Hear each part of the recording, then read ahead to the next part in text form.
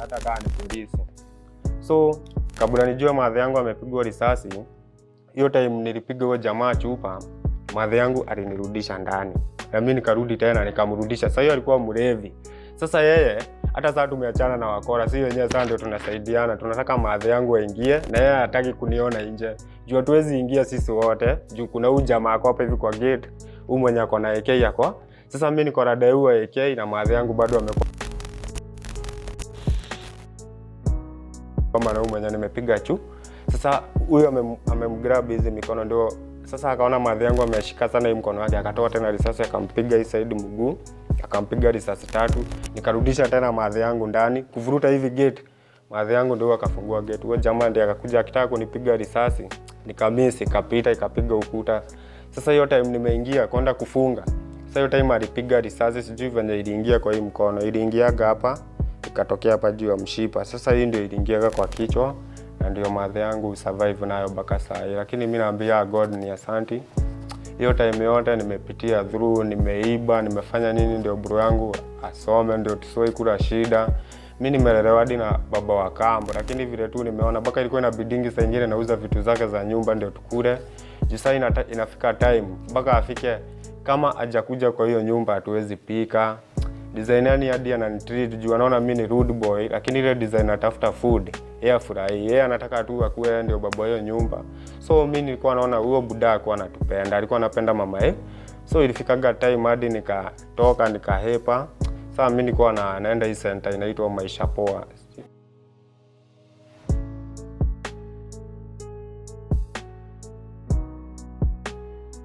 So time alishutiwa mimi siku notice juu nilichukua chupa nikagonga huyu jamaa juu after bullet imepita hapa. Mimi nilipiga huyu jamaa chupa juu alikuwa amepiga risasi mingi na police station iko hapo nia, wakaona nikawa amechachisha sana. So wakazidi wakaenda tu na nduthi. Sasa mimi mtu wa taxi kwenda kuangalia hata simuoni, hata sijui yako wapi. So hakukuwa na msee wa kutusaidia hapo. So after nikaenda nikaita, imagine hiyo sarakasi yote inaendelea, bro wangu amerara, ni mimi na hawa wasee. Sasa mimi kwenda nikaamsha bro wangu nikamwambia madhe amepigwa risasi na amedozi pa, tuende tumchukue. So hiyo time tukaenda tukachukua bro yangu tukampeleka kwa hao. Sasa time natoka kwenda kuangalia gari nini, yani nimechanganikiwa mimi, hata siwezi kumbuka namba zangu, hata siwezi jua nitafanya nini. So mimi sijui kuendesha gari, bro wangu hajui kuendesha gari, ule taxi driver ameiacha pale. Sasa ile time tunangangana kugurumisha ile gari, ndio ule taxi driver anarudi. Mimi hadi sidai kumuona juu kitu ya kwanza ilikuja kwa akili mimi nilijua msee alikuwa na juu hakuna vile wewe mtu ati mwizi akuja kupata na gari ati agojea mtu anatoka nyumba za mbao ati amuibie. Hiyo ni kitu ilikuwa imepangwa. So mimi so tukapeleka madhe yangu osi. Time tulipeleka madhe yangu sasa pale hivyo kwa emergency walikuwa wanadai 10k. So hiyo tu ndio pesa nilikuwa nayo savings mbele nyumba ama nini. So mimi ilibidi hata ni bahati juu nilichukuaga hiyo home bank nikabeba ikiwa mzima, hata nilikuwa naenda nikivunjia kwa gari. So hiyo time nilifika hata sikuwa najua ni how much. Msali aliniambia 10k sijui registration sijui nini. Sasa mimi nikapeana hiyo do, hata sikuja najua ni ngapi. Sijui ni Mungu ikafika tu 10. Sasa ile time madhe yangu ameingia huko.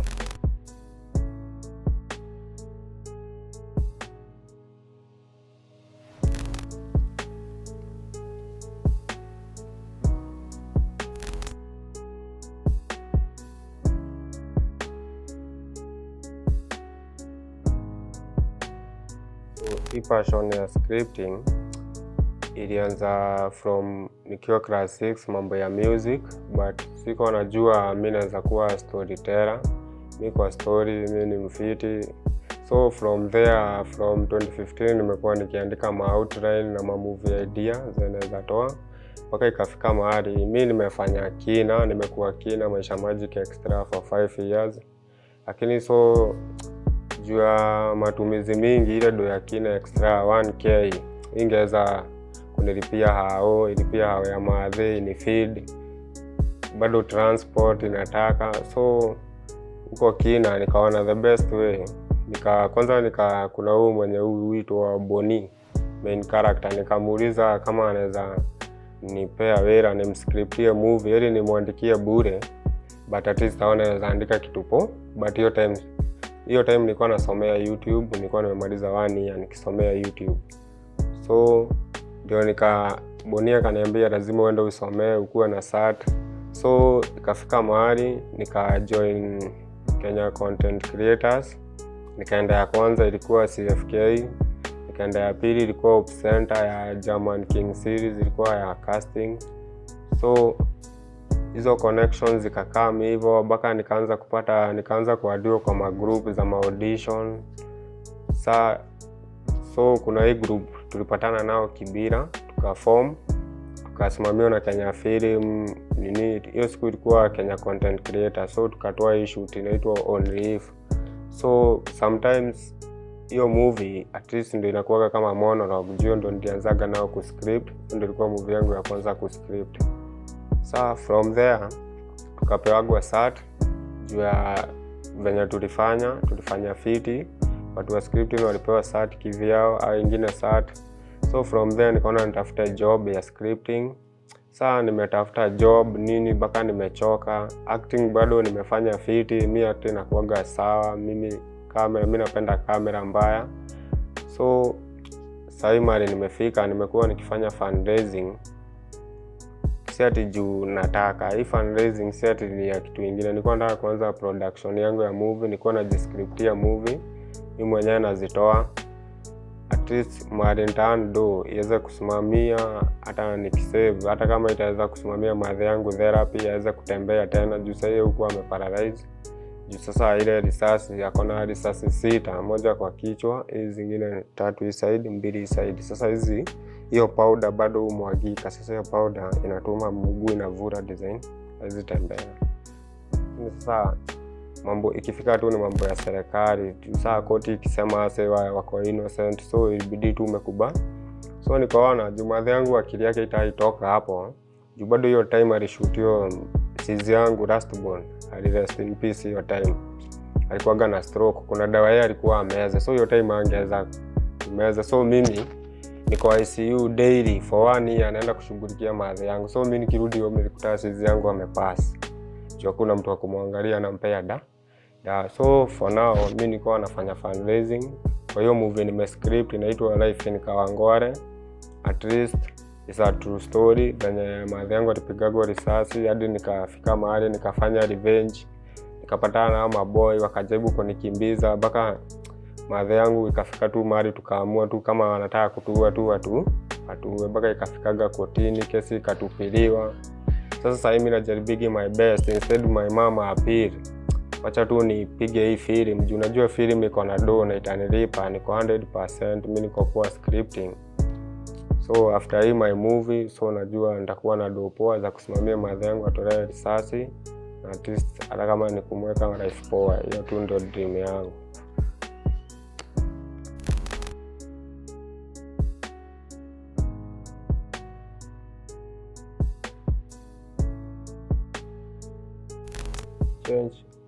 Change tu ningechange labda kukufa ile time back there. Juu ile mambo nimeona mimi nimepigwa hadi na mob. Ile design umeenda kwa boy ati amekuitia job, wewe umeenda umetulia hivi hakuna kazi. So yeye ako na form na kubaia jaba nini.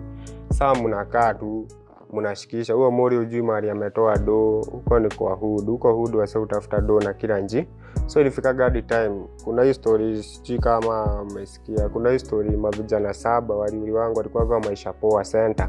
Hiyo center mimi nilikuwa nafanya huko kazi. Hao walikuwa kama beste wangu, tumafanya nao hela huko.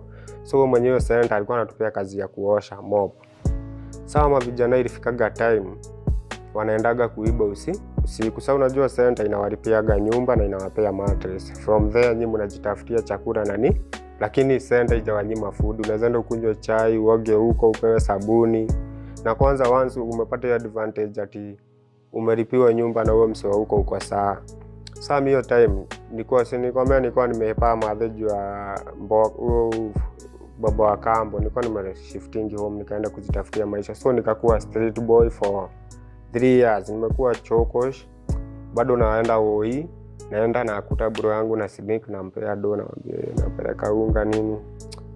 Sasa hiyo time sasa ilikuwaga usiku bado mimi ni choko. So hiyo time nilikuwa na stress mbaya, sina do, sina nini, nafaa nipeleke kitu home.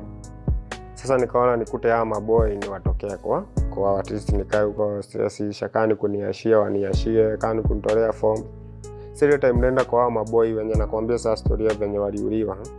Sasa maboy mimi nilikuwa naenda kwa at least nikae na wama ni dozi huko hiyo siku. Juu huko kwa street kulikuwa kunanyesha hiyo time. Na mimi sikuwa na base poa, sikuwa napenda kudozi kwa kibanda. So nilikuwa na prefer niende nishinde mahali kwa Jaba base ama niende kwa video. So hizo ndio zilikuwa position zangu. So hadi ungepatana na mimi nilikuwa napiga tu ruku poa, hadi ungesema mimi ni chokosh. Lakini unless upatane na mimi woi, na woi yangu nilikuwa naendaga kutoka saa 9 ya usiku mpaka kitu 5.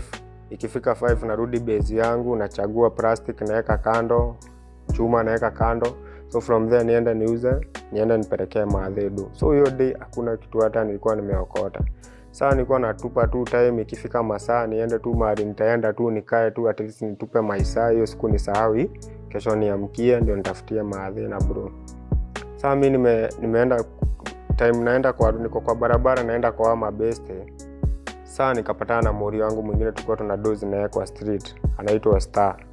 Sasa yeye ni anafanya kazi ya takataka. Sasa mori akaniambia unaenda wapi? Nikamwambia naenda hivi kwa kijana fulani na fulani. Wale mavijana akaniambia hapana, acha ujinga. Unaenda ukaa base huko ushikisha. Twende tutafute pe. Ukijana akanipigisha rampage. Kwa saa hiyo siku sikukosa kulala na kitu nini. Alinionyesha mboka mingi. Yaani zile shughuli alinipigisha hiyo siku ni za kifo, lakini mimi tu nilikuwa na risk juu. Hata by then nilifurahia vile nimepatana at least na mtu ameniambia tu tutafute ki. Juu time hakuna kitu singefanya. My mom anatumia dawa design hadi ana dozi usiku anapiga nduru, napiga hesabu ni mimi niliachia bro wangu hiyo mzigo yote, naona hili tu ni risk. Sasa yeye asubuhi yake ndio nasikia ama vijana sijui walikatakatiwa kwa nyumba, walikuwa wamesozi, unaona ningekufiaga tu bado na usisahau bado nimeponea kwa risasi ya madhe. Sasa hiyo time hao maboy walimado. Nikaona yenyewe mambo ya kuendaga kutembea na mamori inaleta juu ni nani unatembea na yeye. Sasa hiyo day tu nafikiria kurudi home after 3 years. Sasa ile njia naenda kupita chumi hivi huko 256. Kumbe msee ameenda bafu, kunanyesha, msee ameenda bafu, mwingine akaingia kwake akaiba, na mimi napita. Si unajua kuna hizi njia wase upita katikati ya plot unatokea side nyingine. Sasa mimi mbele ya Mungu, mimi intention yangu ilikuwa kuiba mani, nilikuwa narudi home. Sasa sijui ni nini. Hiyo time napita tu hiyo njia nasikia tu wewe ndio huyu, na sasa hiyo nikapigwa nini mpaka hapa na kuaga na dent fulani hapa. Ya nilipigagwa na nyundo hii ya mawe. Hii big. Huyo mtu alikuwa anataka kuniua. Sasa mimi na try yani Kenya iliniokolea, kuna mtaro big hapo kama inapelekaga sewage kwa damu ya sewage. So nilidive na hiyo sewage ikanibeba juu kulikuwa kuna nyesha, na hiyo inakuaga na sewage mob, ikanibeba ikanifikisha mahali panaitagwa checkpoint. Checkpoint ilikuwa imenipeleka nikidhani 1 kilomita. So kama ningekufaga tu kitambo, hata hiyo sewage yenyewe ingeniuaga. So when nitoka kwa hiyo sewage nilikuwa nimejaa damu. Sasa sikuwa najua mahali naenda, sijui niko wapi. Sasa nimetokea tu hivi kwa barabara, naona tu mwangaza. Kuendaenda najipata tena nimerudi mahali nilikuwa napigiwa. Naona ndio wale majamaa huko wanatoka huko wanakuja hivi, wanasema ndio ule tena. Sasa kuangalia nyuma ndio nikaona hata mtani pale maadhi alikuwa wameshift, huo baba kambo amewahamisha. Lakini sasa huo baba kambo alikuwa ametukomboleaga nyumba yetu kando, mimi na brother yangu, yeye anakaa na maadhi yangu. Hiyo time maadhi yangu lazima angeoshango nini. So mambo kama hiyo tungetaka kuona. So sisi tulikuwa na nyumba yetu, nikaenda kwa bro yangu nikabisha, nikamwambia ni aje bro. Bro kwanza venye aliniona kwanza akalia.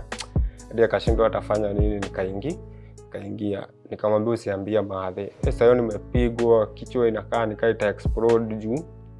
Alafu bado niko na sewage. Sasa hiyo nilikuwa na nywele big. Yaani mimi maisha yangu sijainyoa rasta tu, inakuaga tu kwa damu. Hata nikinyoa leo kesho nitakuwa nazo. So hadi hizo rasta zilinisaidia hiyo day. Juu hiyo nyundo ingenipasuaga kichwa. So ilikuwa inagonga nywele juu ni big, ina bounce. So venifikaga hivi maadhe, bro yangu akashindwa kuvumilia, akaona kama nitakufa. Lakini before niende home niliendaga huo msee akanikataa. Nilijaribu hadi kumdanganya ni gari imenigonga. Akakataa, akaniambia hapana. Nikaona the only way ni kurudi home. Ndio unasikiaga east or west, home is the best. So when nirudigi home, bro yangu akanichoma na maji wakiwa na maadhe mpaka nikarikaba. Kutoka hapo nikaanzaga kwenda Nairobi Chapel. Nikapata connection ya mlami, alikuwa ananilipiaga hao kila Sunday alikuwa ananipea 3k, lakini nikawa roasting namba zake. Nikaona baada ya kushinda nimetegemea watu, acha tu nishughulike na hii scripting, maybe italipa one day.